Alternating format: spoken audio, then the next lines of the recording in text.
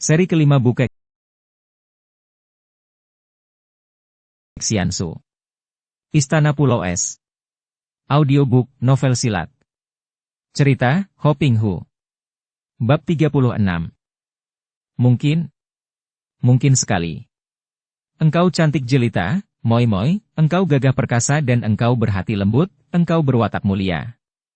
Betapa mudahnya jatuh cinta kepada seorang gadis seperti engkau. Kam Su Heng. Kam Koko. Ternyata engkau hanya mencinta aku seorang. Dengan hati penuh keharuan dan kebahagiaan, Xiao Bue merangkul dan merebahkan pipinya di atas dada Han Qi. Han Qi terkejut, akan tetapi hatinya sudah terusik dan harus diakuinya bahwa sukar diragukan akan rasa kasih sayang yang timbul di dalam hatinya terhadap gadis ini, maka hatinya menjadi lunak dan tanpa disadarinya lagi, jari-jari tangannya membelai rambut yang berada di atas dadanya itu. Hanya aku yang kau cinta, aku merasa akan hal ini, Su Heng. Sejak dulu. Engkau hanya mencinta aku, bukan Suci Maya. Maya. Xiao Bue cepat mengalihkan percakapan karena dia tidak mau membuat Su Hengnya meragu lagi.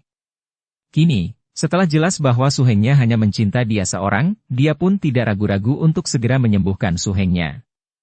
Dia sudah menduga bahwa dengan sinkang tenaga inti es dia dan Su Hengnya akan sanggup mengusir hawa panas yang melenyapkan ingatan Su Hengnya. Choa Lengbu tidak tahu betapa mereka berdua telah memiliki imkang yang tak mungkin dapat diduga betapa tingginya oleh kakek itu, maka kakek itu khawatir kalau pengobatan itu akan membahayakan keselamatan Han Qi. Su Heng, engkau tidak ingat tentunya bahwa kita berdua dahulu telah berlatih imkang di Pulau Es. Akan tetapi, coba raba tanganku dan rasakan ini. Setelah Han Qi memegang tangannya, Xiao Bue perlahan-lahan mengerahkan imkang sehingga hawa dingin tersalur dari telapak tangannya. Ih! Bukan main kuatnya sinkangmu Moi Moi. Mungkin menyamai kekuatanku. Xiao Bue menghentikan saluran imkangnya dan tersenyum manja. Kau merendahkan diri, Su Heng. Tenagamu jauh lebih besar daripada tenagaku. Akan tetapi dengan bantuanku kita berdua akan dapat menyembuhkanmu dengan cepat. Mari kita temui Choa Supek. Dengan wajah berseri Xiao Bue bangkit dan menarik tangan Su Hengnya, kemudian dia menggandeng tangan Su Hengnya, tanpa malu-malu dia menjumpai Supeknya yang sedang menjemur akar dan daun obat. Supek! Aku telah mendapatkan cara untuk menyembuhkan Su Heng dengan cepat. Choa Lengbu tertegun dan pura-pura tidak melihat betapa sepasang pipi darah itu kemerahan dan tangan darah itu dengan mesranya menggandeng tangan Han Qi. Kami berdua akan menggunakan imkang untuk mengusir hawa panas dari kepala Su Heng. Ah, berbahaya sekali, Li Hiap. Tenaga imkang tak dapat dikendalikan, dan kalau tersalur memasuki kepala, dapat membahayakan. Kalau bisa mengendalikan imkang, bagaimana? Xiao Bue bertanya sambil tersenyum. Tentu saja mungkin dapat menyembuhkan, akan tetapi betapa kalian dapat mengendalikan imkang? Hal itu membutuhkan tingkat yang amat tinggi, barangkali hanya suhu butek Lojin saja yang mampu. Bagaimana untuk mengukur ketinggian imkang? Sukar dibicarakan, akan tetapi kalau sudah dapat membekukan air menjadi salju berarti sudah mencapai tingkat amat tinggi dan itu pun harus dilakukan dengan hati-hati sekali. Begitukah? Choa Supek, kau lihatlah baik-baik, kemudian nyatakan pendapatmu. Xiao Bue menghampiri sebuah panci yang penuh dengan air. Kemudian ia memasukkan tangan kanannya ke dalam air itu, mengerahkan imkang beberapa menit lamanya. Kemudian ia menarik tangannya dan Choa Lengbu memandang dengan mata terbelalak ketika melihat air itu telah membeku menjadi es dan ikut tertarik keluar. Xiao Bue memasukkan lagi air beku itu ke dalam panci, kemudian perlahan-lahan ia merubah imkang menjadi angkang. Air beku itu mencair, terus berubah makin panas sampai akhirnya mendidih di dalam panci.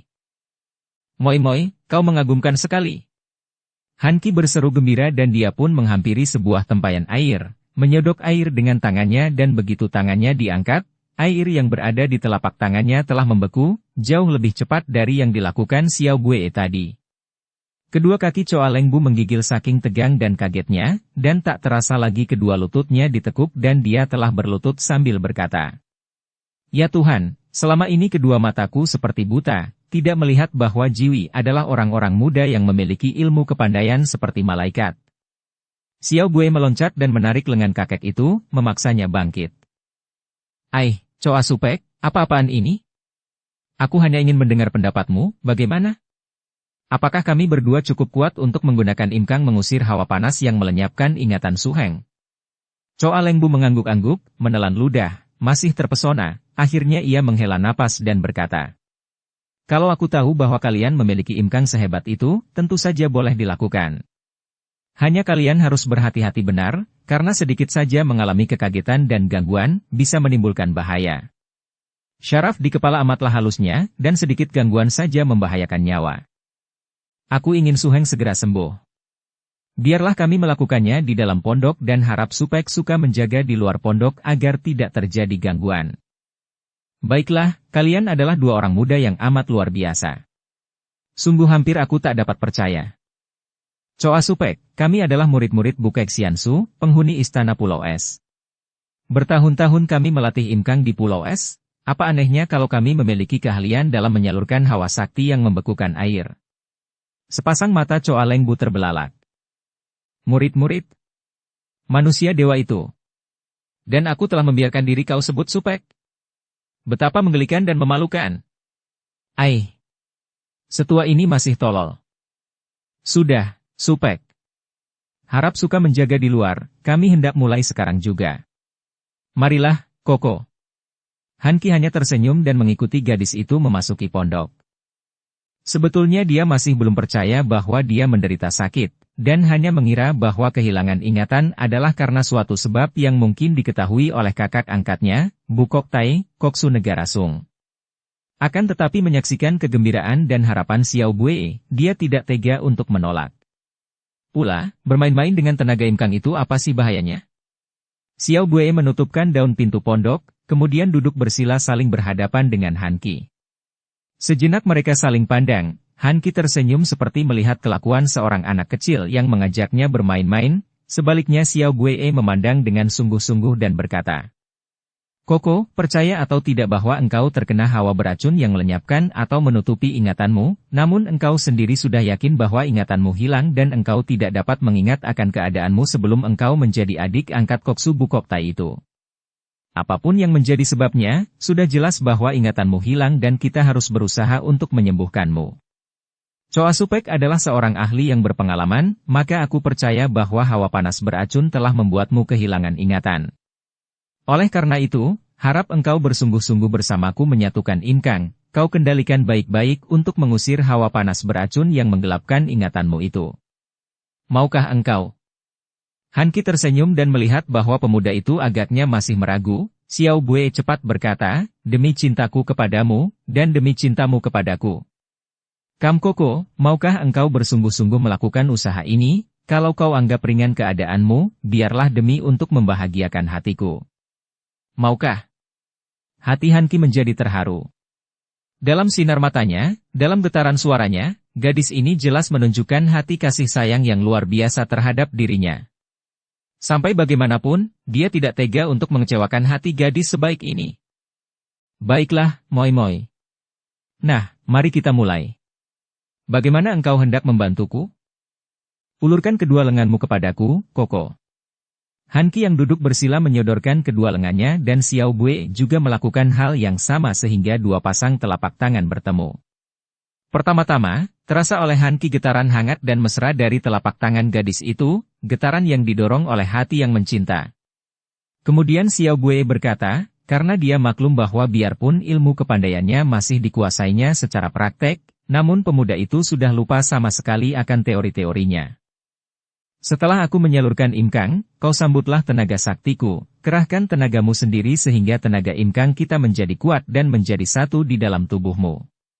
Kau kumpulkan segala panca indera, tujukan kepada satu, yaitu mengendalikan imkang yang kuat itu dan perlahan-lahan, hati-hati sekali kau salurkan ke atas, memasuki kepalamu untuk menghalau pergi hawa panas beracun.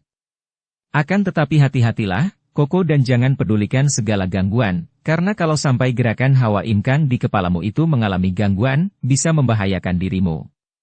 Boleh jadi kau tidak peduli akan akibat buruk yang menimpamu, akan tetapi ketahuilah bahwa kalau sampai engkau celaka, aku pun ikut celaka, kalau engkau tewas, aku pun tidak mau hidup lagi.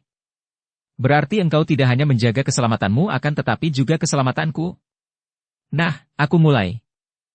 Hati Han Qi menjadi terharu sekali, akan tetapi ketika ia merasa betapa dari kedua telapak tangan yang berkulit halus itu, yang tadinya hangat dan lembut kini menjadi dingin, mengalir hawa yang dingin sekali, ia cepat menyatukan semua perasaannya, bersamadi dan memusatkan perhatian kepada hawa dingin yang mengalir masuk melalui kedua lengannya.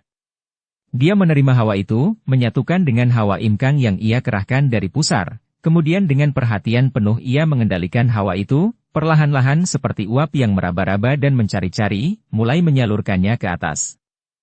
Mula-mula hawa imkang yang tergabung itu terkumpul di pusarnya, kemudian perlahan-lahan naik melalui dadanya, terus ke leher dan dari situ naik dengan amat perlahan dan hati-hati. Xiao Bue sendiri berada dalam keadaan samadi karena dia tidak menghendaki pengerahan imkangnya tercampur dengan tenaga lain atau pikiran-pikiran yang akan mengotorkan penyalurannya. Kedua orang itu duduk bersila, saling berhadapan dan saling mengadu telapak tangan, sama sekali tidak bergerak seperti sepasang arca, akan tetapi tanpa terlihat oleh mata, terjadilah kemujizatan karena dua tenaga imkang yang amat dahsyat sedang bekerja dan bahwa benar seperti apa yang dikhawatirkan oleh Choa Leng Bu. Usaha yang dilakukan oleh kedua orang ini amatlah berbahaya. Terguncang atau meleset sedikit saja akan mendatangkan akibat yang mengerikan bagi diri Han Qi. Karena maklum bahwa dia sendiri masih jauh berada di tingkat rendah untuk dapat membantu mereka, dan diam-diam masih kagum dan terheran-heran mendapat kenyataan bahwa kedua orang itu adalah orang-orang sakti, Choa Leng Bu duduk bersila di atas bangku depan pondok. Dia pun prihatin dan mengharapkan gadis sakti itu berhasil menyembuhkan suhengnya. Melihat kekuatan imkang mereka yang sudah mencapai tingkat setinggi itu, dia yakin bahwa kalau mereka tidak terganggu dan mampu mengendalikan kekuatan dahsyat itu, mereka tentu akan mampu mengusir hawa panas beracun yang telah meracuni Han Qi, yang telah menggelapkan ingatan si pemuda sakti. Dan dia mengutuk perbuatan orang yang telah meracuni Han Qi, yang ia duga tentulah Bu Kok Tai, koksu negara yang hendak menggunakan kepandaian si pemuda untuk menjadi pembantu dan pengawalnya.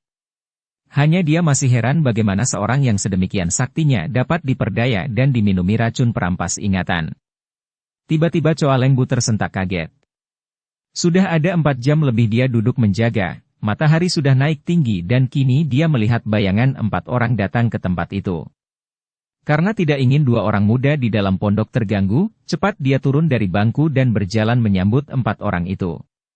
Dapat dibayangkan betapa kaget hatinya ketika ia mengenal mereka itu bukan lain adalah Bu Koksu, Pat Jiu Sin Kao, Qian Ek Chin Jin, dan Ang Hok Chi. Celaka, keluhnya dalam hati namun wajah kakek itu tetap tenang ketika ia berhadapan dengan mereka.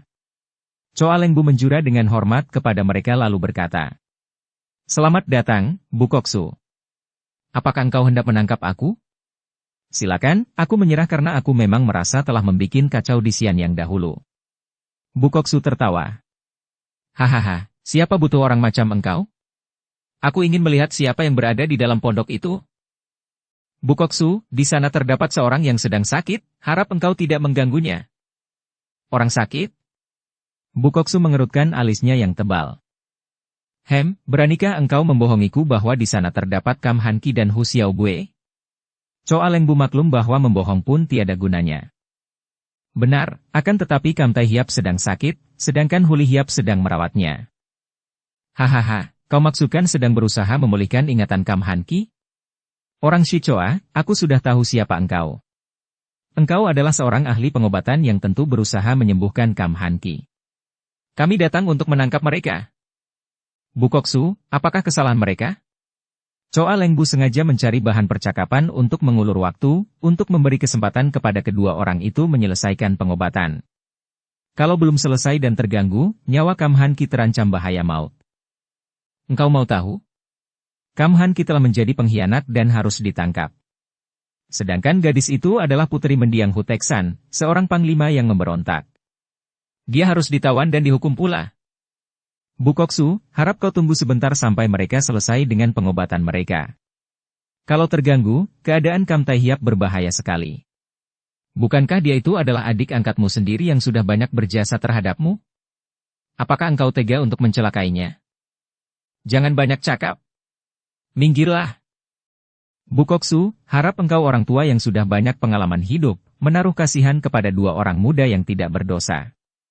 Biarlah aku yang menanggung semua kesalahan mereka. Biar aku yang kau tangkap dan kau serat untuk dihukum. Biarkan mereka, karena aku tahu bahwa mereka bukanlah pengkhianat, apalagi pemberontak. Kau tahu, mereka adalah murid-murid manusia Dewa Bukek Xiansu. Wajah Bukoksu seketika pucat mendengar ini, karena sesungguhnya berita ini tak pernah disangka-sangkanya dan membuatnya terkejut bukan main. Akan tetapi segera dia dapat mengatasi rasa kagetnya dan tertawa. Siapapun mereka, harus kami tawan. Diam-diam dia mengharapkan untuk dapat mewarisi kitab-kitab peninggalan Bukek Xiansu kalau dia berhasil menundukkan kedua orang itu. Dia maklum bahwa kalau Kam Han Ki sudah sadar, akan sukar untuk mengatasi mereka. Akan tetapi melihat bahwa pemuda itu masih dalam pengobatan, dia mempunyai harapan untuk dapat menguasai pemuda itu yang telah hilang ingatannya dan kalau hal ini benar, dengan bantuan Kam Han Ki, tidak sukar baginya untuk menundukkan gadis yang sakti itu. Jangan bergerak. Choa Leng Bu berseru marah. Kalian takkan dapat pergi memasuki pondok itu kecuali melalui mayatku. Manusia sombong, kalau begitu mampuslah engkau. Bu Kok Tai yang sudah marah sekali itu membentak, tubuhnya menerjang ke depan, tangan kanannya yang besar mencengkeram. Mendengar bunyi tulang-tulang jari tangan itu berkerotokan, maklumlah Choa Leng Bu bahwa Koksu ini memiliki tenaga yang hebat, maka cepat ia mengelak ke samping sambil memukul dari bawah menghantam dengan pengerahan tenaga Jit Goat Sin Kang. Des! Tubuh Choa Leng Bu terjengkang ketika Bu Koksu menangkis hantaman itu dengan tenaga Sin Kang yang jauh lebih lihai dan kuat. Engkau bosan hidup. Tiba-tiba Ang Hok Chi, si Ucai murid Koksu meloncat dan menggunakan kakinya menginjak ke arah perut kakek itu dengan pengerahan tenaganya. Injakan maut ini tentu akan menghancurkan isi perut. Akan tetapi Choa Leng Bu dalam usahanya menghalangi mereka mengganggu kedua orang muda di dalam pondok, tidak mau menyerah begitu saja. Cepat ia miringkan tubuhnya yang telentang, lalu menggunakan tangan menangkap kaki yang menginjak sambil mengerahkan tenaga dan sekali dia membentak, tubuh Ang Hok Chi terlempar ke atas dan tentu akan jatuh terbanting kalau tidak disambar jubahnya oleh Bu Koksu. Choa Leng Bu sudah meloncat bangun lagi. Dia tidak memegang senjata karena tadi tidak menyangka sama sekali akan kedatangan musuh. Akan tetapi dia tidak gentar dan cepat meloncat lagi menghadang mereka. Terimalah ini. Pat Jiu Sin Kau sudah menerjangnya dengan ilmu silatnya yang amat hebat, yaitu Soan Hong Sin Chiang, tangan sakti angin badai, tubuhnya berputaran, jubahnya berkibar dan kedua tangannya seperti kitiran angin menyambar-nyambar. Choa Leng Bu pernah melawan orang ini di Xianyang, maklum bahwa lawannya amat lihai, maka dia pun cepat mainkan ilmu silatnya dan mengerahkan daya tahannya, mengelak dan menangkis. Dia tahu bahwa betapapun dia berusaha, takkan mungkin dia akan menang menghadapi empat orang ini. Apalagi menghadapi Bu Koksu yang amat lihai. Dia pun tidak mengharapkan kemenangan yang tak mungkin, hanya ingin mempertahankan diri selama mungkin untuk mengulur waktu penyerbuan mereka ke dalam pondok.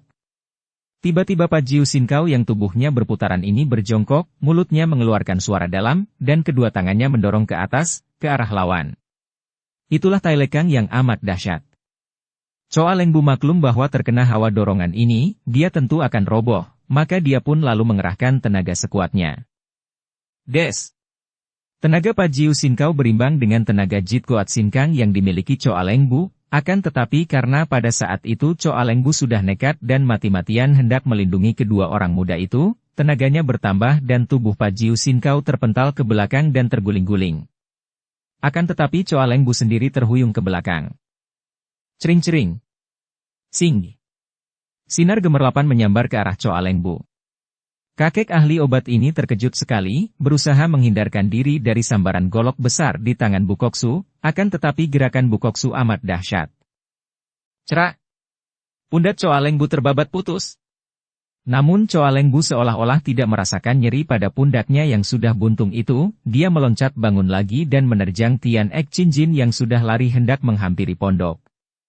Tian Ek Chin Jin menjadi ngeri melihat orang yang lengan kanannya buntung sepundak dan dari lukanya muncrat-muncrat darah itu masih menubruknya. Cepat ia meloncat ke samping dan memukul ke arah pusar.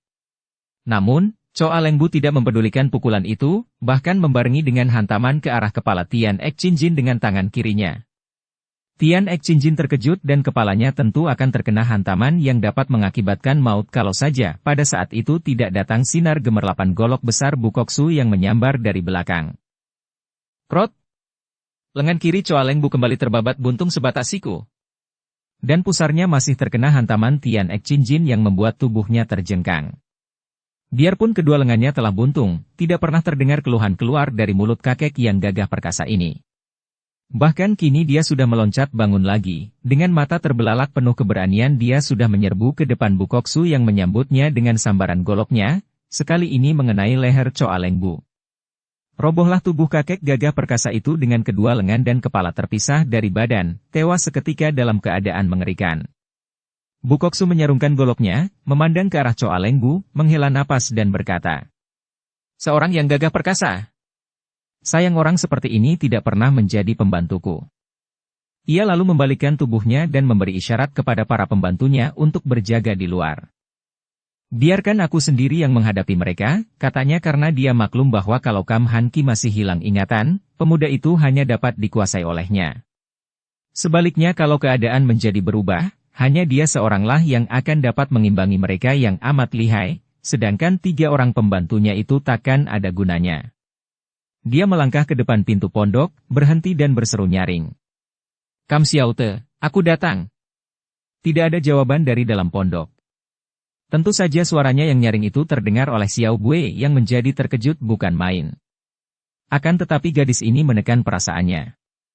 Dia maklum bahwa mereka berdua sudah hampir berhasil. Ada hawa panas keluar dari kepala suhengnya. Akan tetapi kalau sekarang dihentikan atau terganggu, akan berbahayalah bagi suhengnya. Dia memejamkan matanya, tidak peduli lagi.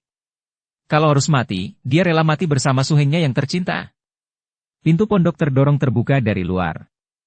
Ketika Bukoksu melihat 2 orang muda itu duduk berhadapan dengan mengadu telapak tangan dan keadaan dalam pondok terasa amat dingin, dia maklum bahwa kedua orang itu sedang mengerahkan imkang yang amat luar biasa untuk melawan hawa panas beracun yang menggelapkan ingatan Han Ki sebagai akibat dari obat yang ia minumkan kepada pemuda itu. Terkejutlah pembesar ini melihat uap panas keluar dari kepala Han Ki, tanda bahwa cara pengobatan yang radikal itu hampir berhasil. Ia lalu melangkah maju dengan cepat, dan menggerakkan tangannya untuk menotok tengkuk Han Ki. "Ai!" Bukoksu menggigil seluruh tubuhnya dan ia tentu roboh kalau saja pengalamannya yang luas tidak membuat dia cepat menarik kembali tangannya sebelum terlambat. Ternyata dari tubuh pemuda itu keluar hawa dingin yang takkan kuat ia lawan, sungguh pun dia sendiri memiliki sinkang yang kuat dan kalau tadi totokannya ia lanjutkan sampai tangannya bertemu dengan kulit tengkuk Han Ki, tentu dia akan terkena serangan hebat yang membahayakan isi dadanya. Sementara itu, Xiao Bue yang maklum akan kehadiran Koksu, terguncang hatinya penuh kekhawatiran, maka seluruh imkang dari kedua tangannya menjadi kacau sehingga tubuh Han Ki bergoyang-goyang. Tiba-tiba Han Ki membuka matanya, memandang Xiao Bue dan matanya terbelalak, mulutnya berteriak heran dan kaget. "Engkau! Xiao Bue! Husumai!" Dan begitu Xiao Bue melepaskan kedua tangannya, pemuda itu roboh terguling dan pingsan. Mendengar teriakan suhengnya itu hati Xiao Bue girang bukan main karena teriakan itu menunjukkan bahwa suhengnya telah ingat lagi, akan tetapi dia sendiri sudah kehabisan tenaga, maka ketika dia merasa ada angin menyambarnya, biarpun dia sudah cepat membuang tubuh, tetap saja pundaknya terkena totokan jari tangan Bukoksu dan tubuhnya terguling di samping tubuh Han Ki dalam keadaan lemas. Bukoksu cepat menghampiri Han Ki dan menotok jalan darah di punggung pemuda yang masih pingsan itu, kemudian sambil tertawa girang dia memanggil para pembantunya. 3 orang pembantunya yang tidak melihat apa yang telah terjadi, merasa kagum dan mengira bahwa Koksu itu berhasil merobohkan 2 orang muda yang lihai itu. "Cepat belenggu kaki tangan mereka, kita bawa mereka sebagai tawanan ke Siang Tan," katanya dan 3 orang itu bergegas membelenggu Han Ki dan Xiao Bue. Kemudian mereka mengempit tubuh kedua orang itu keluar dari pondok. Xiao Bue yang tertotok lemas namun masih sadar itu ketika melihat mayat supeknya yang tewas dalam keadaan mengerikan, mengeluarkan jerit tertahan dan ia menggigit bibir tidak mengeluarkan kata, hanya sepasang matanya saja yang mengeluarkan sinar berapi. "Nonahu!" Bukoksu berkata dengan suaranya yang besar. "Kam Han Ki adalah seorang buruan, engkau pun putri seorang panglima pemberontak. Akan tetapi, mengingat keadaan negara dalam bahaya, aku yang akan tanggung bahwa kalian tidak akan menerima hukuman asal saja kalian berdua suka menyumbangkan tenaga untuk negara. Kalian adalah orang-orang gagah perkasa, murid dari Bukek Xiansu, penghuni Istana Pulau Es. Setelah mempelajari ilmu kesaktian, untuk apa kalau tidak untuk membela negara dan bangsa? Dengan keadaan negara terancam musuh-musuhnya, semua urusan pribadi harus dikesampingkan lebih dulu, seperti bunyi ujar-ujar kuno yang tentu telah menjadi pegangan mendiang ayahmu pula, ialah Wi Bin Wikok, Hiap Citai Cia, demi rakyat dan negara yang pertama. Kuharap engkau dapat mengerti dan dapat menyadarkan suhengmu. Dengan mata masih mendelik Xiao Bue berkata, kalian orang-orang kasar memang selalu curang dan keji. Dalam keadaan kedudukanmu terancam, kalian mempergunakan rakyat untuk membantumu dengan alasan demi rakyat dan negara, akan tetapi setelah keadaan aman dan kedudukanmu terjamin, kalian merupakan penindas-penindas rakyat, penjilat kaisar lalim dan memusuhi pemimpin-pemimpin jujur. Bu Kok Tai menghela napas panjang. Aku selalu kagum kepada mendiang Menteri Kam dan Panglima Hu. Aku tidak pernah memusuhi mereka secara pribadi, akan tetapi sebagai seorang petugas, bagaimana mungkin tidak hendak menaati perintah atasan? Sudahlah. Hayo bawa mereka ke Xiangtan, cepat-cepat jangan sampai kemalaman di jalan, katanya kemudian kepada pembantu-pembantunya. Pat Jiu Sinkau mengempit tubuh Han Qi, sedangkan Xiao Bue dipanggul oleh Tian Ek Chin Jin. Mereka melanjutkan perjalanan menuju ke Xiangtan dengan cepat, karena sesungguhnya hanya terpaksa saja Koksu melakukan perjalanan menyusul Han Qi sendiri setelah mendengar pelaporan para penyelidik. Tenaganya amat dibutuhkan di kota itu, dan dalam keadaan terancam oleh pasukan-pasukan Manchu, kalau tidak terpaksa sekali, tidak nanti dia mau meninggalkan kota. Betapapun juga, hatinya gembira karena tanpa banyak kesukaran dia berhasil membawa Han Qi dan Xiao Bue yang diharapkannya akan suka membantunya. Kalau dia bisa menarik kedua orang itu sebagai pembantu-pembantunya, kedudukannya akan makin kuat dan tenaga kedua orang muda yang memiliki ilmu kepandaian amat tinggi itu amat dibutuhkan untuk menghadapi penyerbuan pasukan-pasukan Manchu yang dipimpin banyak orang pandai. Ketika rombongan 4 orang yang membawa 2 orang tawanan itu tiba di luar hutan pohon pek, memasuki hutan kecil di mana terdapat jalan yang menuju ke Xiangtan, tiba-tiba terdengar suara ketawa dan dari balik pohon besar muncullah 5 orang laki-laki. Yang tertawa adalah seorang kakek berusia 70 tahun lebih, berambut dan berjenggot panjang, sudah putih semua, pakaiannya terbuat dari sutera mahal akan tetapi bentuknya sederhana seperti pakaian pendeta, tangannya memegang sebatang tongkat kayu cendana berselaput emas dan sikapnya agung seperti sikap orang yang biasa memerintah. Adapun 4 orang yang berdiri di belakangnya adalah orang-orang yang berpakaian mewah.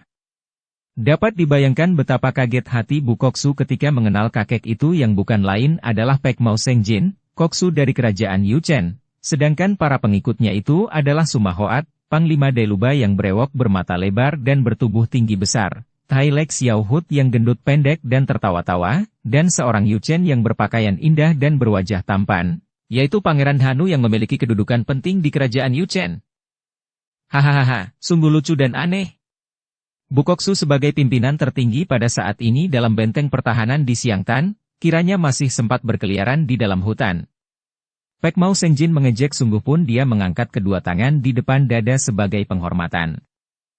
Pada waktu itu kerajaan Yuchen sedang berkembang dan sudah menguasai sebagian besar Tiongkok Utara, bahkan terpaksa kerajaan Sung pindah ke selatan dan mengakui kerajaan Yuchen ini.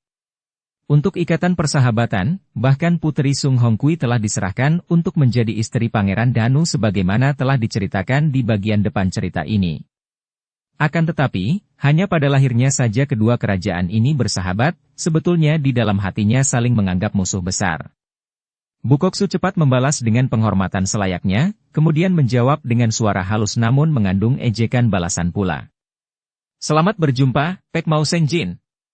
Tempat ini termasuk wilayah kerajaan kami, maka tidaklah mengherankan apabila sebagai Koksu negara mengadakan pemeriksaan sendiri di sini. Barulah aneh namanya kalau Koksu negara Yuchen bersama Panglima dan Pangeran berada di sini, bukan sebagai tamu negara yang resmi. Karena pertemuan ini tidak diduga-duga lebih dulu, maka biarlah saya mewakili negara untuk mengundang Cui sekalian sebagai tamu terhormat kami di Xiangtan. Hahaha. Saya mendengar bahwa Bu Koksu amat lihai kepandaiannya, kiranya sekarang lihai juga bicaranya. Terima kasih, Bu Koksu. Akan tetapi, ada sebuah hal yang memaksa pertemuan antara kita ini menimbulkan rasa tidak enak kepada kedua pihak. Sungguh menyesal sekali. Hati Bu Koksu berdebar dan dia sudah menduga bahwa persoalan itu tentu menyangkut kedua orang tawanannya, akan tetapi ia tetap bersikap tenang dan bertanya. Di pihak kami, tidak ada persoalan dan sungguh pun jelas bahwa Cui melanggar wilayah kami bukan sebagai tamu, kami masih bersikap ramah dengan mengundang Cui sebagai tamu kami. Hal ini agaknya juga diketahui dengan jelas oleh Suma Kongcu, yang entah bagaimana bisa menemani Koksu dan pangeran. Mendengar ini dan melihat pandang mata Bu Koksu ditujukan kepadanya dengan sinar tajam menyelidik, Suma Hoat tersenyum saja dan matanya memandang ke arah Xiao Bue yang tubuhnya dibelenggu dan dipanggul di atas pundak Tian Ek Chin. Dia tidak mau menjawab dan hanya mengandalkan kepada jawaban Pek Mao Sengjin sekutu ayahnya. Maafkan, kalau kami melanggar wilayahmu, Bu Koksu. Hanya kami rasa bahwa sebagai sahabat-sahabat, tiada salahnya kalau kami melihat-lihat keadaan wilayah selatan ini. Kebetulan sekali kita bertemu, akan tetapi tidak kebetulan bahwa kami melihat kalian memperlakukan sahabat kami sebagai tawanan, sungguh amat tidak enak bagi kami. Maka, mengingat akan hubungan antara kita, saya harap sukalah Bu Koksu memandang muka kami dan membebaskan kedua orang tawanan ini. Berkerut alis Bu Koksu. Dia sudah menduga bahwa tentu kedua orang tawanan itu yang akan dipersoalkan, akan tetapi dia masih penasaran dan cepat berkata. Maaf, Pek Mao Sengjin. Kedua orang ini adalah orang-orang Han, dan urusan kami dengan mereka tidak ada sangkut pautnya dengan Koksu dan kerajaan Yuchen. Harap Koksu suka mempertimbangkan dan tidak mencampuri urusan pribadi sendiri. Hahaha, melihat sahabat-sahabat baik diperlakukan tidak hormat, bagaimana kami dapat tinggal diam saja? Ingatkah Koksu akan peribahasa yang mengatakan bahwa sahabat lebih berat daripada tangan kiri? Mereka adalah sahabat-sahabat kami, tentu saja kami tidak suka melihat mereka mengalami penghinaan seperti itu. Pek Mao Sengjin. Bu Koksu berkata marah. Saya tidak melihat hubungan antara mereka ini dengan kalian. Saya rasa kalian tidak mengenal kedua orang ini, apalagi bersahabat. Bukan sahabat saya pribadi, akan tetapi sahabat baik Pangeran Danu. Silakan menjawab Pangeran. Pek Mao Sengjin berkata dan Pangeran Danu melangkah ke depan sambil berkata. Bu Koksu, ketahuilah bahwa Kam Hanki itu adalah seorang sahabatku, sahabat pribadi yang amat baik. Bahkan dia pernah memukul mundur pasukan-pasukan Manchu untuk menolong kami, bagaimana aku dapat membiarkan dia kau perlakukan seperti itu? Oleh karena itu, aku sebagai mantu dari kaisarmu, kuminta supaya kau suka memandang mukaku dan membebaskan Kam Hanki sahabatku. Dan gadis ini? Bu Koksu yang diam-diam merasa terkejut dan gelisah itu bertanya penasaran. Gadis ini adalah Hu Xiaobue, sahabat baik sekali dari Suma Kongcu. Karena Suma Kongcu merasa sungkan mengajukan permintaan dan menentang Koksu sebagai rekan sendiri, maka biarlah saya yang mewakilinya dan mintakan agar Nona Hu kau beri kebebasan pula. Merah muka Bu Koksu mendengar ini. Kedua orang ini adalah orang-orang tangkapan kami karena mereka merupakan pemberontak-pemberontak, betapa mungkin kami membebaskannya. Kalau Koksu dan Pangeran ingin membelanya dan mohon pembebasannya, harap suka mengajukan permintaan resmi agar diputuskan oleh Kaisar sendiri. Saya tidak berani lancang mengambil keputusan dan menyerahkan dua orang tawanan penting di tengah jalan begitu saja kepada Cui. Jawaban itu berarti bahwa Bu Koksu tidak memandang kami sebagai sahabat. Pek Mao Sengjin berkata dengan suara getir. Saya cukup menghargai persahabatan antara kita, akan tetapi tentu saja saya lebih menghargai tugas dan kedudukan saya. Kalau kami memaksa, terserah, kami akan mempertahankan. Hahaha. Bu Koksu sungguh tak tahu diri. Keadaan kota Xiangtan sedang terancam pasukan Manchu, siapa lagi yang akan dapat menolong kalau bukan pasukan kami? Akan tetapi Bu Koksu lebih mementingkan urusan pribadi. Baiklah, urusan pribadi kita selesaikan secara pribadi pula. Sudah lama aku mendengar bahwa Bu Koksu memiliki ilmu kepandaian yang amat hebat, terutama sekali ilmu goloknya yang belum pernah bertemu tanding. Kesempatan ini hendak kugunakan untuk mengenal ilmu golok Bu Koksu. Kalian berempat, kami pun akan maju berempat dan siapa menang dalam pertandingan ini berhak atas kedua orang tawanan itu. Bukan kami yang memancing permusuhan, kami hanya mempertahankan diri. Silakan, Pek Mao Sengjin. Jangan mengira bahwa aku takut kepadamu. Bu Koksu yang sudah marah sekali lalu mencabut goloknya sehingga terdengar bunyi berkerincingan nyaring. Pat Jiu Sinkau dan Tian Ek Chin juga sudah menurunkan tubuh tawanan yang mereka panggul tadi, siap menghadapi lawan, sedangkan Ang Hok Chu cepat mendekati kedua orang tawanan untuk menjaga agar mereka tidak dirampas orang. Tian Ek Chin dan Pat Jiu Sinkau sebetulnya adalah dua orang anak buah Pek Mao Sengjin sendiri. Seperti telah diceritakan di bagian depan, kedua orang ini yang bergabung dengan Choa Bengcu di Pantai Pohai, diam-diam telah mengadakan hubungan dengan kerajaan Yuchen, dan atas permintaan Pek Mao Sengjin, kedua orang ini berhasil menyelundup dengan membawa Kam Han Ki yang pingsan, menyerahkannya kepada Bukoksu sehingga mereka berdua diangkat menjadi pengawal. Karena inilah maka Pek Mao Senjin girang sekali melihat kedua orang sekutunya itu kini mengawal Bukoksu dan diam-diam ia memberi tanda dengan kejapan mata kepada mereka. Tian Ek Chin meloncat ke depan, berhadapan dengan Tai Lek Xiaohut Ngoke si gendut pendek yang tertawa-tawa, yang sebetulnya adalah temannya sendiri. Tanpa banyak cakap lagi mereka sudah bertanding. Tai Lek Xiaohut menggunakan sebatang golok besar sedangkan Tian Ek Chin menggunakan sebatang pedang. Juga Pak Jiu Sinkau sudah saling berkedip dengan Panglima Deluba yang menyambutnya. Mereka pun tanpa banyak cakap sudah saling bertanding, menggunakan tangan kosong karena kedua orang ini merupakan ahli-ahli silat tangan kosong. Pertempuran terjadi dengan seru dan karena pandainya mereka berempat bersandiwara, Bukoksu sendiri tidak pernah menyangka bahwa mereka itu tidaklah bertanding sungguh-sungguh. Hahaha, dua orangmu telah bertempur melawan dua orang pembantuku. Tinggal kita berdua. Marilah kita coba-coba, Bukoksu, kata Pek Mao Senjin sambil menggerakkan tongkatnya menusuk. Cering-cering-terang. Keduanya terpental ke belakang ketika tongkat itu tertangkis oleh golok bergelang. Kemudian keduanya maju lagi saling serang dengan dahsyat.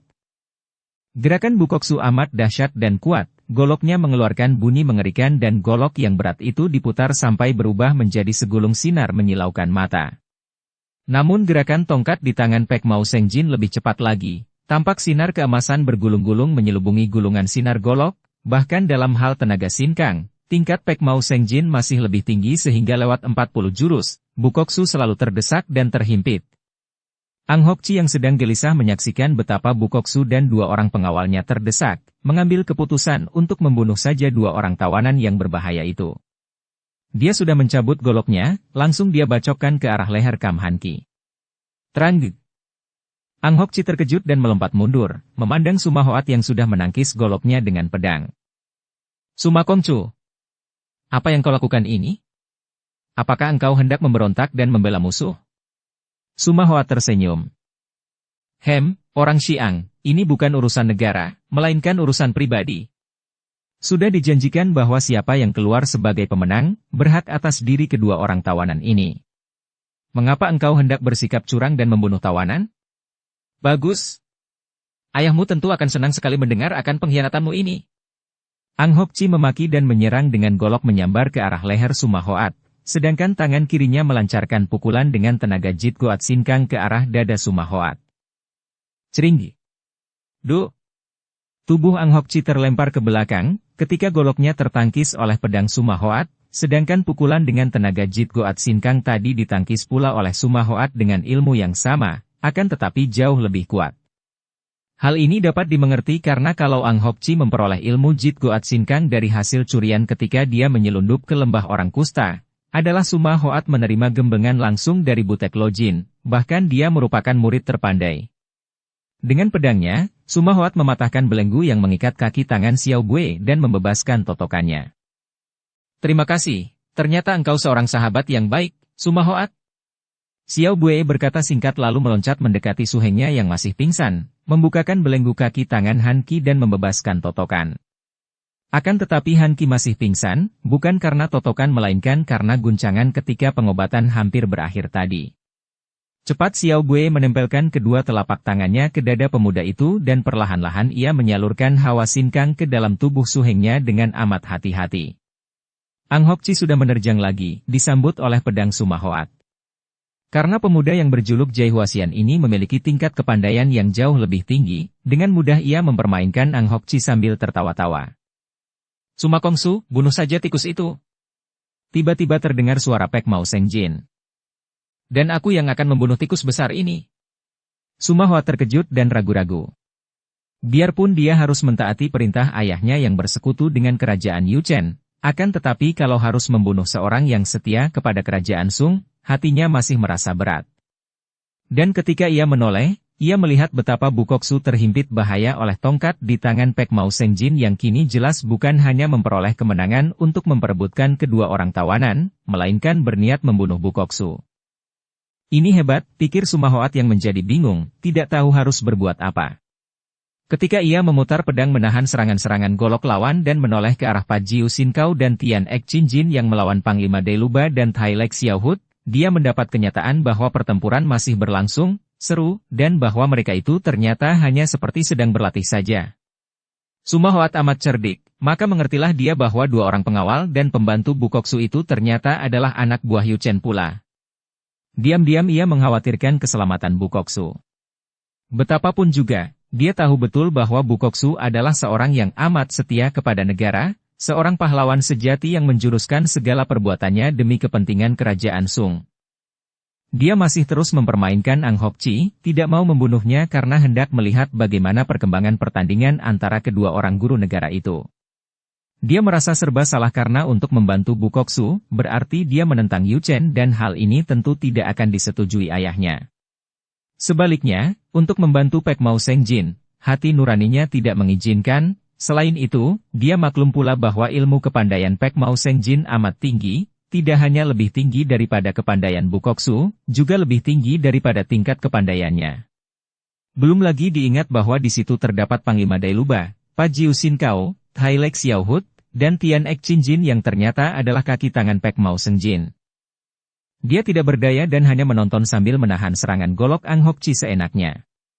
Bukoksu juga tahu akan perubahan gerakan tongkat lawan yang kini menjadi cepat sekali dan melancarkan serangan-serangan maut. Dia tidak menjadi gentar dan maklum bahwa persoalan merampas tawanan itu hanya sebagai pancingan saja, sedangkan niat di hati Koksu negara Yu Chen itu untuk membunuhnya. Kalau berada di tempat ramai, tentu saja Pek Mao Sengjin tidak akan berani melakukan hal ini, karena membunuh dia berarti pecah perang terbuka antara kerajaan Sung dan kerajaan Yu Chen. Akan tetapi, kalau dia dan semua pembantunya terbunuh di situ, tidak akan ada yang tahu bahwa pembunuhnya adalah Koksu Yu Chen. Maka dia memutar goloknya melawan mati-matian, mengerahkan seluruh tenaga dan mengeluarkan segala kepandaiannya. Betapapun juga, tongkat di tangan Pek Mao Sengjin terlalu kuat baginya dan ketika goloknya menyambar dahsyat ke arah kepala lawan, Pek Mao Sengjin hanya miringkan kepala sehingga sebagian rambutnya yang putih terbabat putus oleh golok besar itu, akan tetapi pada detik yang sama, ujung tongkat telah mengenai pundak kanannya sehingga golok besar itu terlepas dari tangan Bukoksu. Cepat seperti kilat, tongkat itu telah menyambar turun, siap melakukan tusukan maut. Tahan! Jangan bunuh dia! Teriakan ini disusul berkelebatnya bayangan dan tahu-tahu tongkat itu terpental ke belakang oleh desiran hawa pukulan yang amat panas. Bukoksu girang sekali dan cepat menyambar kembali goloknya. Kam Xiaote, syukur engkau masih ingat kepadaku dan menolongku. Mari kita habiskan anjing-anjing Yu Chen ini. Akan tetapi betapa kagetnya ketika ia melihat sinar mata Kam Hanki yang menyambar seperti dua titik api kepadanya. Bukoksu, aku memang teringat kepadamu, dan teringat akan segalanya. Engkau memang telah menolongku, merawatku, akan tetapi hanya untuk kau pengaruhi dengan racun sehingga di luar kesadaranku aku menjadi pengawalmu. Kam Xiaote. Sudahlah, dan jangan menyebut Xiaote kepadaku. Harap kau suka membawa semua anak buahmu pergi dari sini dan mudah-mudahan saja kita tidak akan saling bertemu kembali. Aku memaafkan segalanya. Bukoksu maklum bahwa tidak ada gunanya lagi membujuk pemuda yang sudah sadar itu, maka dia menarik napas panjang dan berkata, betapapun juga, Kam Xiaote, aku telah menyelamatkanmu dari hukuman sebagai seorang pemberontak. Aku hanya ingin membangkitkan semangatmu membela negara. Selamat tinggal. Dan engkau, Pek Mao Sengjin, apakah perbuatanmu tadi bahwa engkau hendak memancing perang antara kedua kerajaan kita? Hahaha. Sudah kukatakan bahwa urusan ini adalah persoalan pribadi, kalau engkau hendak membawa-bawa kerajaan, terserah. Kerajaan Yu Chen tidak pernah takut terhadap ancaman kerajaan Sung. Kurasa kerajaan Sung tidak begitu bodoh untuk menambah musuh yang lebih kuat lagi di samping pasukan-pasukan Manchu, hahaha. Mari kita pergi. Bukoksu berkata kepada para pembantunya dan Ang Hokchi, Pajiu Sinkau, dan Tian Ek Chinjin segera meninggalkan tempat itu mengikuti Bukoksu. Di tengah perjalanan menuju ke Xiangtan, Ang Hokchi berkata kepada kedua orang rekannya. Aku tadi melihat betapa Jiwi tidak bertanding sungguh-sungguh dengan kedua lawan Jiwi. Ceringgi. Duh. Tubuh Ang Hokchi terlempar ke belakang, ketika goloknya tertangkis oleh pedang Suma Hoat, sedangkan pukulan dengan tenaga Jit Goat Sinkang tadi ditangkis pula oleh Suma Hoat dengan ilmu yang sama, akan tetapi jauh lebih kuat. Hal ini dapat dimengerti karena kalau Ang Hokchi memperoleh ilmu Jit Goat Sinkang dari hasil curian ketika dia menyelundup ke lembah orang kusta, adalah Suma Hoat menerima gembengan langsung dari Butek Lojin, bahkan dia merupakan murid terpandai. Dengan pedangnya, Suma Hoat mematahkan belenggu yang mengikat kaki tangan Xiao Bue dan membebaskan totokannya. Terima kasih, ternyata engkau seorang sahabat yang baik, Suma Hoat. Xiao Bue berkata singkat lalu meloncat mendekati suhengnya yang masih pingsan, membukakan belenggu kaki tangan Han Qi dan membebaskan totokan. Akan tetapi Han Qi masih pingsan, bukan karena totokan melainkan karena guncangan ketika pengobatan hampir berakhir tadi. Cepat Xiao Bue menempelkan kedua telapak tangannya ke dada pemuda itu dan perlahan-lahan ia menyalurkan hawa sinkang ke dalam tubuh suhengnya dengan amat hati-hati. Ang Hokchi sudah menerjang lagi, disambut oleh pedang Suma Hoat. Karena pemuda yang berjuluk Jai Huasian ini memiliki tingkat kepandaian yang jauh lebih tinggi, dengan mudah ia mempermainkan Ang Hokchi sambil tertawa-tawa. Suma Kongsu, bunuh saja tikus itu. Tiba-tiba terdengar suara Pek Mao Sengjin. Dan aku yang akan membunuh tikus besar ini. Suma Hoat terkejut dan ragu-ragu. Biarpun dia harus mentaati perintah ayahnya yang bersekutu dengan kerajaan Yuchen, akan tetapi kalau harus membunuh seorang yang setia kepada kerajaan Sung, hatinya masih merasa berat. Dan ketika ia menoleh, ia melihat betapa Bukoksu terhimpit bahaya oleh tongkat di tangan Pek Mao Sengjin yang kini jelas bukan hanya memperoleh kemenangan untuk memperebutkan kedua orang tawanan, melainkan berniat membunuh Bukoksu. Ini hebat, pikir Suma Hoat yang menjadi bingung, tidak tahu harus berbuat apa. Ketika ia memutar pedang menahan serangan-serangan golok lawan dan menoleh ke arah Pajiu Sinkau dan Tian Ek Chinjin yang melawan Panglima Dailuba dan Tai Lek Xiaohut, dia mendapat kenyataan bahwa pertempuran masih berlangsung, seru, dan bahwa mereka itu ternyata hanya seperti sedang berlatih saja.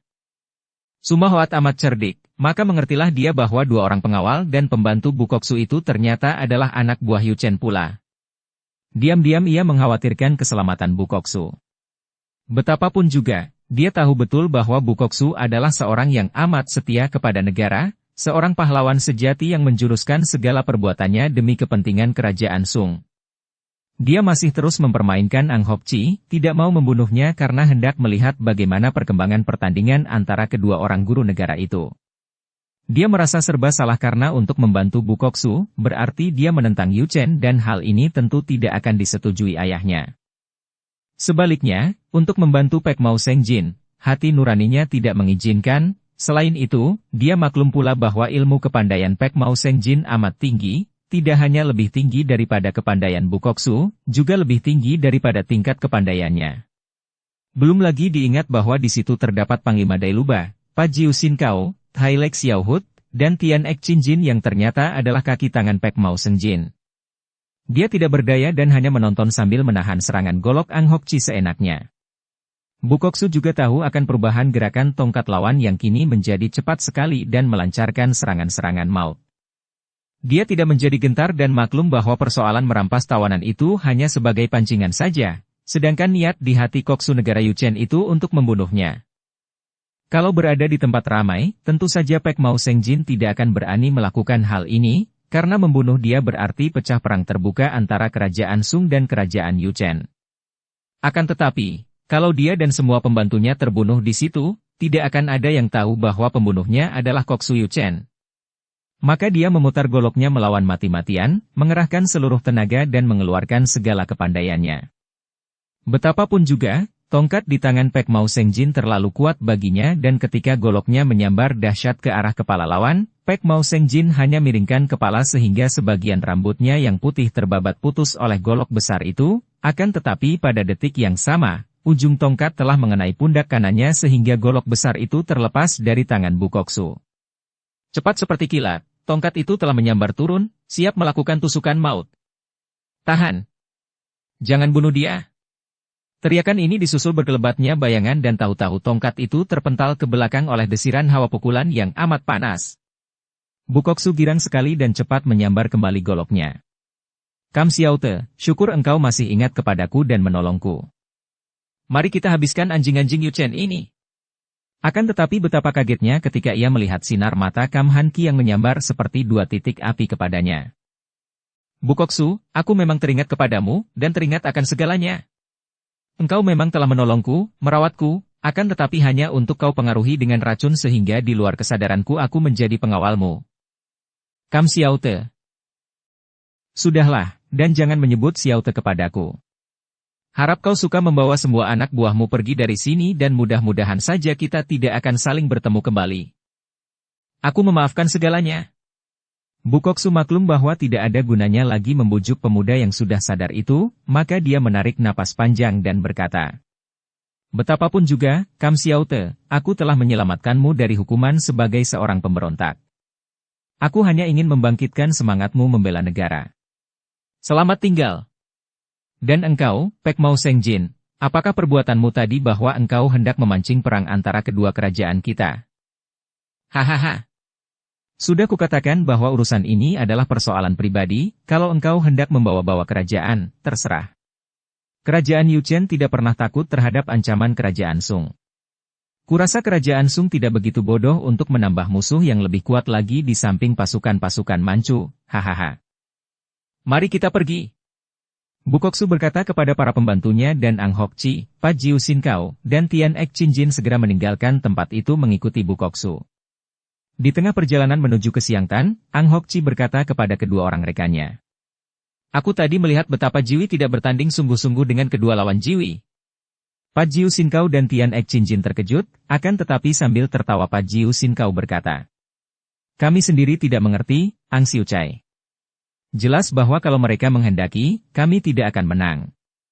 Kepandaian Panglima Dailuba itu amat tinggi, terus terang saja aku tidak mampu menandinginya, sedangkan tingkat kepandaian Tai Lek Xiaohut masih menang sedikit dibandingkan dengan tingkat Tian Ek Chin. Akan tetapi karena kami anggap pertandingan itu hanya untuk menguji kepandaian, maka tidaklah mengherankan kalau mereka tidak berniat membunuh kami. Akan tetapi si rambut putih itu jelas berniat buruk terhadap diriku. Bukoksu mengomel dan hatinya yang mengkal dan kesal itu membuat dia tidak memperhatikan lagi ucapan Ang Hokchi yang penuh tuduhan dan kecurigaan.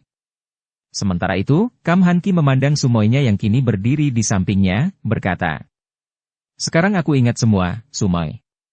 Kalau tidak ada engkau yang membantu, entah bagaimana jadinya dengan aku. Terima kasih, Sumoy Dan, tiba-tiba mukanya berubah merah sekali karena dia teringat akan sikap Sumoynya yang berkali-kali menyatakan cinta kasihnya dan teringat betapa, dalam keadaan, lupa diri, dia pun membalas cinta Sumoynya itu. Akan tetapi karena di situ terdapat banyak orang, tentu saja dia tidak berani melanjutkan kata-katanya dan hanya pandang mata mereka yang saling bicara banyak. Saling pandang yang penuh arti dan amat mesra itu tidak terluput dari pandang mata Sumahoat. Begitu melihat Xiao Buee, sudah timbul kembali cintanya yang tak mungkin dapat padam di hatinya, maka tentu saja kemesraan antara pandang mata kedua orang itu merupakan ujung pedang yang menembus jantungnya. Namun, karena maklum bahwa dia tidak akan mampu menghalangi atau bersaing terhadap pendekar yang sakti, penghuni Istana Pulau Es, murid Bukek Xiansu itu, dia menekan perasaannya dan menjura kepada Kam Hanki sambil berkata, saya menghaturkan selamat atas pulihnya kesehatan Kam Tai Hiap dan atas berkumpulnya kembali Tai Hiap dengan Sumoy Tai Hiap, Nona Hu Xiao Bue. Kam Hanki memandang kepada pemuda tampan itu. Siapakah engkau? Su Heng, dia adalah seorang sahabat yang telah menolongku, dia juga sute dari. Choa Supek. Xiao Bue teringat akan supeknya dan menangis terseduh-seduh. Hei! Ada apakah, Sumoy? Hanki bertanya. Huli Hiap. Apa yang terjadi dengan Choa Su Heng? Dia mati terbunuh. Tentu oleh Bukoksu. Saudara Sumahoat, harap kau suka mengurus jenazahnya, di hutan pohon pek. Sumahoat? Kam Hanki berseru kaget dan memandang pemuda tampan itu. Sumahoat menjura ke arah Hanki dan berkata. Benar, Kam Tai Hiap. Saya adalah Sumahoat, seorang yang tidak baik dan putra dari seorang yang tidak baik pula. Kam Hanki mengerutkan alisnya. Pemuda ini adalah putra musuhnya, akan tetapi juga sute dari Choa Lengbu yang telah menolongnya, bahkan menurut Xiao Bue pemuda ini pernah menolong Sumoynya itu, maka dia tidak dapat berkata apa-apa lagi. Dia mengalihkan perhatian, menjura kepada Pangeran Danu dan berkata, saya merasa berterima kasih atas pertolonganmu, Pangeran. Biarpun aku tidak melihat sendiri, aku dapat menduga bahwa tentu engkau yang telah menolongku dari tangan Bu Koksu.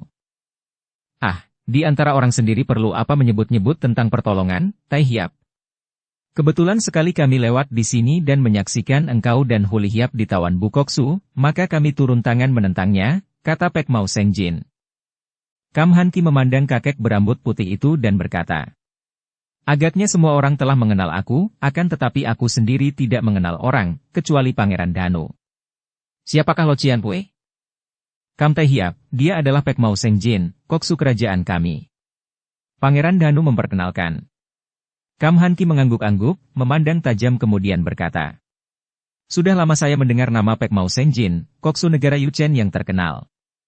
Pek Mao Sengjin cepat mengangkat kedua tangan ke depan sebagai penghormatan sambil berkata. Kam Tai Hiap terlalu memuji. Sebaliknya kami yang telah lama mendengar nama besar Tai Hiap semenjak Tai Hiap membantu mendiang Menteri Kam yang sakti. Sayang sekali, baru sekarang kita dapat saling berjumpa. Betapa banyaknya penderitaan yang dialami oleh Tai Hiap dan keluarga Kam yang gagah perkasa. Betapa menyedihkan sekali nasib keluarga Kam, keluarga pendekar sakti suling emas yang sejak dahulu berdarah pahlawan, selalu dikecewakan oleh sikap pemerintah Sung yang makin tampak kelalimannya. Dalam kesempatan ini, biarlah kami berlaku lancang mewakili pemerintah Yuchen untuk mengundang Tai Hiap agar sudi membantu pemerintah kami yang lebih dapat menghargai jasa orang-orang gagah. Kam Han Ki tersenyum pahit dan menggeleng kepala, menjawab dengan suara tenang. Banyak terima kasih atas perhatianmu, Pek Mao Sengjin. Akan tetapi, apapun yang terjadi kepadaku, dan apapun yang telah dilakukan oleh negaraku terhadap diriku, tak mungkin menjadikan aku seorang pengkhianat bangsa dan negara. Pek Mao Sengjin mengerutkan alisnya dan menarik napas panjang, kemudian berkata perlahan seperti kepada dirinya sendiri. Kalau negara sudah ditakdirkan akan berkembang menjadi negara besar, kaisarnya tentu pandai menghargai orang. Akan tetapi kalau kaisarnya lalim, hanya di waktu negara terancam bahaya mengandalkan tenaga bantuan rakyat, akan tetapi di waktu negara makmur sibuk menggendutkan perut sendiri dan bersikap sewenang-wenang terhadap rakyat, itulah tanda-tanda bahwa negara akan hancur. Kam Tai Hiap telah menderita penghinaan di waktu negara tidak membutuhkan tenaga Tai Hiap. Sekarang, di waktu tenaga Tai Hiap dibutuhkan, koksunya tidak segan-segan untuk menggunakan siasat keji untuk memperoleh tenaga bantuan Tai Hiap. Dibakar dengan kata-kata demikian, Han Ki tak dapat menjawab, karena memang demikianlah keadaannya. Biarpun dia sama sekali tidak menaruh dendam terhadap kerajaan yang pada waktu itu memegang tampuk pemerintahan, namun hatinya mendongkol juga diingatkan akan kepincangan ketidakadilan itu. Bersambung ke bab 37. Dukung kami dengan subscribe, follow, like, komen dan share. Terima kasih.